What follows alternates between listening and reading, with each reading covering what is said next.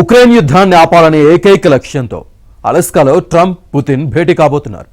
యుద్ధం ఆగితే బంగారం ధరలు తగ్గుతాయా? మనపై ఎలాంటి ప్రభావం ఉండబోతోంది?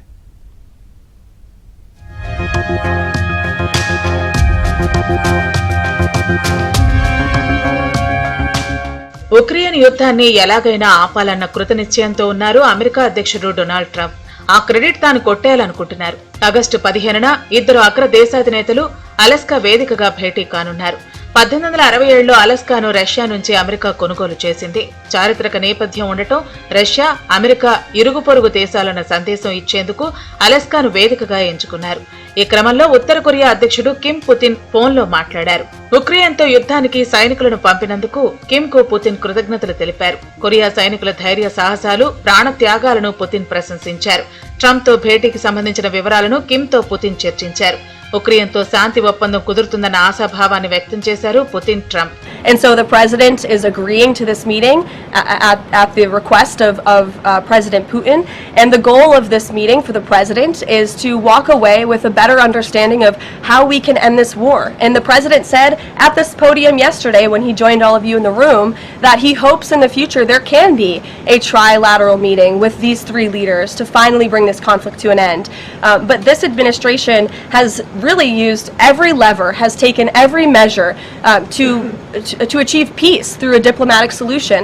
And I think the President of the United States getting in the room with the President of Russia, sitting face to face rather than speaking over the telephone, will give this President the best indication of how to end this war and where this is headed in President Zelensky. But what I can tell you is that the President has deep respect for all parties that are involved in this conflict and are trying to bring this conflict to an end.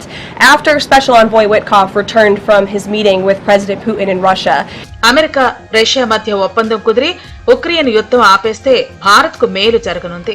రష్యాతో పాటు మనపై America వేసిన అదనపు సుంకాలకు ఉపశమనం లభించే అవకాశం ఉంది. గత వారం భారత రూపాయి పతనం, ప్రపంచ అనిశ్చితి వల్ల బంగారం 10 గ్రాములు 1,02,250 రూపాయల గరిష్ట స్థాయికి చేరింది. 2025 ఆగస్టు 11న డియా మల్టీ కమోడిటీ ఎక్స్చేంజ్ లో పసిడి ధరలు 1% పైగా తగ్గాయి. వెండి ధరలు కూడా వెనక్కి వచ్చాయి. 15న జరిగే అమెరికా అధ్యక్షుడు డొనాల్డ్ ట్రంప్, రష్యా అధ్యక్షుడు పుతిన్ భేటీ తర్వాత ధరలు మరింత తగ్గవచ్చని నిపుణులు భావిస్తున్నారు. రష్యా ఉక్రెయిన్ యుద్ధానికి, వివాదానికి ముగింపు పలికే దిశగా పరిస్థితులు కనిపిస్తూ ఉండటంతో గోల్డ్ కి డిమాండ్ తగ్గుతోంది.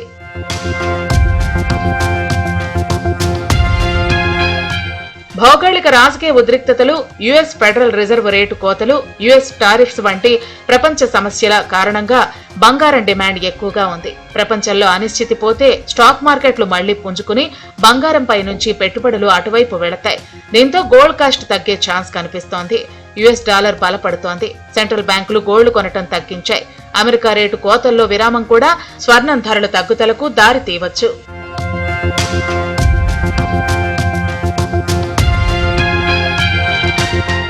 10 గ్రాముల బంగారం ధర త్వరలో 97,000 రూపాయలకు తగ్గే అవకాశం ఉందంటున్నారు నిపుణులు. అక్టోబర్లో ఇది మరింత తగ్గే సూచనలున్నాయి. అందుకే గోల్డ్ కొనాలనుకునేవారు కొన్ని రోజులు ఆగటం బెటర్. అయితే గోల్డ్ విక్రయానికి మాత్రం ఇది సరైన సమయం.